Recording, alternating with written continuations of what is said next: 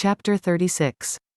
If Elizabeth, when Mr. Darcy gave her the letter, did not expect it to contain a renewal of his offers, she had formed no expectation at all of its contents. But such as they were, it may well be supposed how eagerly she went through them, and what a contrariety of emotion they excited. Her feelings as she read were scarcely to be defined.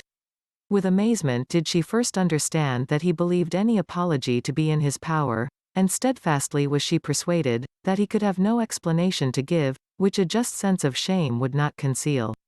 With a strong prejudice against everything he might say, she began his account of what had happened at Netherfield.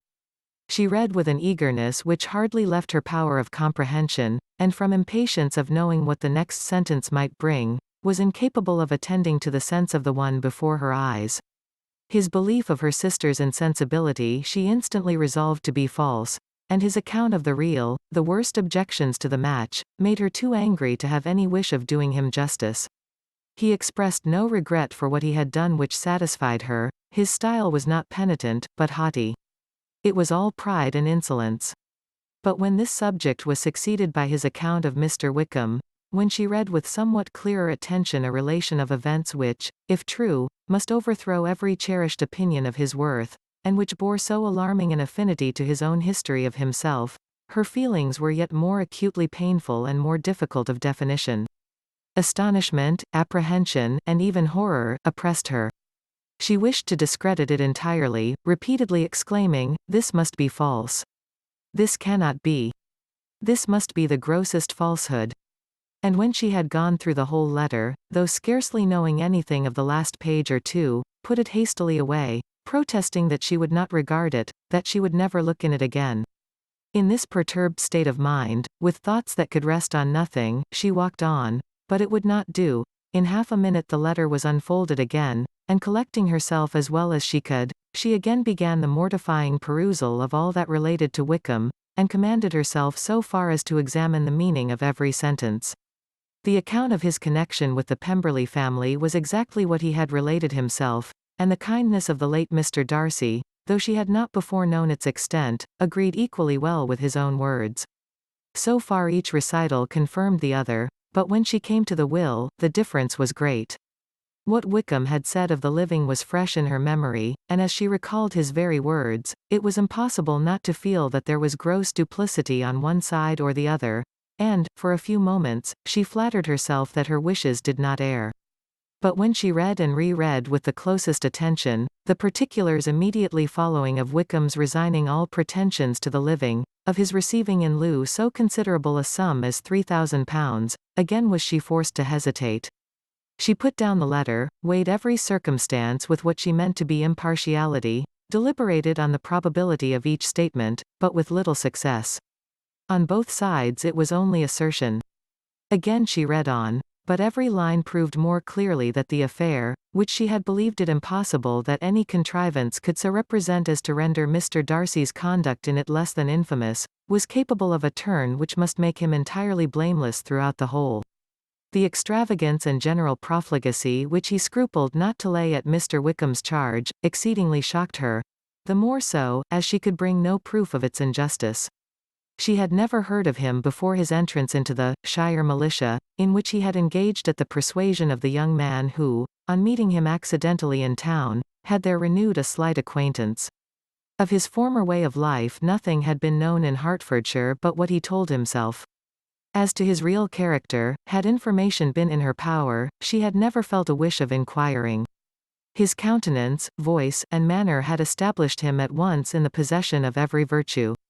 She tried to recollect some instance of goodness, some distinguished trait of integrity or benevolence, that might rescue him from the attacks of Mr. Darcy, or at least, by the predominance of virtue, atone for those casual errors under which she would endeavour to class what Mr. Darcy had described as the idleness and vice of many years' continuance.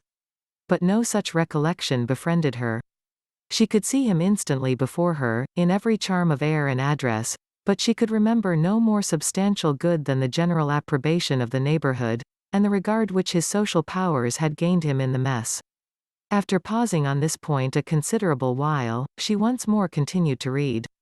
But, alas! The story which followed, of his designs on Miss Darcy, received some confirmation from what had passed between Colonel Fitzwilliam and herself only the morning before, and at last she was referred for the truth of every particular to Colonel Fitzwilliam himself, from whom she had previously received the information of his near concern in all his cousin's affairs, and whose character she had no reason to question. At one time she had almost resolved on applying to him, but the idea was checked by the awkwardness of the application, and at length wholly banished by the conviction that Mr. Darcy would never have hazarded such a proposal, if he had not been well assured of his cousin's corroboration. She perfectly remembered everything that had passed in conversation between Wickham and herself, in their first evening at Mr. Phillips's. Many of his expressions were still fresh in her memory. She was now struck with the impropriety of such communications to a stranger, and wondered it had escaped her before. She saw the indelicacy of putting himself forward as he had done, and the inconsistency of his professions with his conduct. She remembered that he had boasted of having no fear of seeing Mr. Darcy, that Mr. Darcy might leave the country, but that he should stand his ground, yet he had avoided the Netherfield ball the very next week. She remembered also that, till the Netherfield family had quitted the country, he had told his story to no one but herself, but that after their removal it had been everywhere discussed, that he had then no reserves, no scruples in sinking Mr. Darcy's character, though he had assured her that respect for the father would always prevent his exposing the son. How differently did everything now appear in which he was concerned. His attentions to Miss King were now the consequence of views solely and hatefully mercenary, and the mediocrity of her fortune proved no longer the moderation of his wishes, but his eagerness to grasp at anything. His behavior to herself could now have had no tolerable motive. He had either been deceived with regard to her fortune, or had been gratifying his vanity by encouraging the preference which she believed she had most incautiously shown.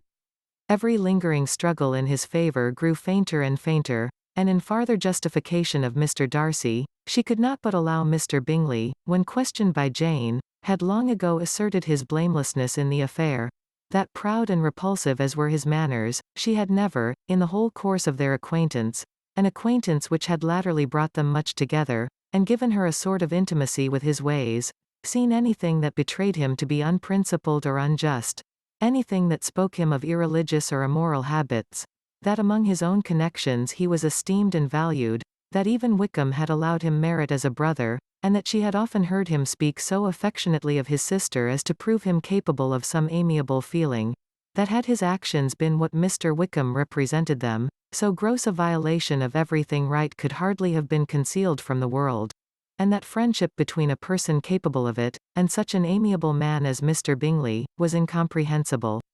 She grew absolutely ashamed of herself. Of neither Darcy nor Wickham could she think without feeling she had been blind, partial, prejudiced, absurd. How despicably I have acted! She cried, I, who have prided myself on my discernment. I, who have valued myself on my abilities. Who have often disdained the generous candor of my sister, and gratified my vanity in useless or blamable mistrust. How humiliating is this discovery! Yet, how just a humiliation! Had I been in love, I could not have been more wretchedly blind. But vanity, not love, has been my folly. Pleased with the preference of one, and offended by the neglect of the other, on the very beginning of our acquaintance, I have courted prepossession and ignorance, and driven reason away, where either were concerned. Till this moment I never knew myself. From herself to Jane, from Jane to Bingley, her thoughts were in a line which soon brought to her recollection that Mr. Darcy's explanation there had appeared very insufficient, and she read it again. Widely different was the effect of a second perusal. How could she deny that credit to his assertions in one instance, which she had been obliged to give in the other? He declared himself to be totally unsuspicious of her sister's attachment, and she could not help remembering what Charlotte's opinion had always been.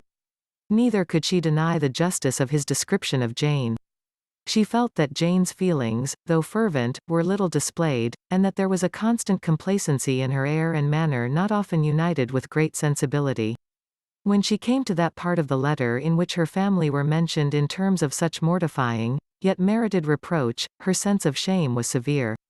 The justice of the charge struck her too forcibly for denial, and the circumstances to which he particularly alluded as having passed at the Netherfield ball, and as confirming all his first disapprobation, could not have made a stronger impression on his mind than on hers. The compliment to herself and her sister was not unfelt. It soothed, but it could not console her for the contempt which had thus been self-attracted by the rest of her family, and as she considered that Jane's disappointment had in fact been the work of her nearest relations, and reflected how materially the credit of both must be hurt by such impropriety of conduct, she felt depressed beyond anything she had ever known before. After wandering along the lane for 2 hours, giving way to every variety of thought, reconsidering events, determining probabilities, and reconciling herself, as well as she could, to a change so sudden and so important, fatigue, and a recollection of her long absence, made her at length return home, and she entered the house with the wish of appearing cheerful as usual, and the resolution of repressing such reflections as must make her unfit for conversation. She was immediately told that the 2 gentlemen from Rosings had each called during her absence, Mr. Darcy, only for a few minutes, to take leave, but that Colonel Fitzwilliam had been sitting with them at least an hour, hoping for her return, and almost resolving to walk after her till she could be found. Elizabeth could but just affect concern in missing him, she really rejoiced at it. Colonel Fitzwilliam was no longer an object, she could think only of her letter.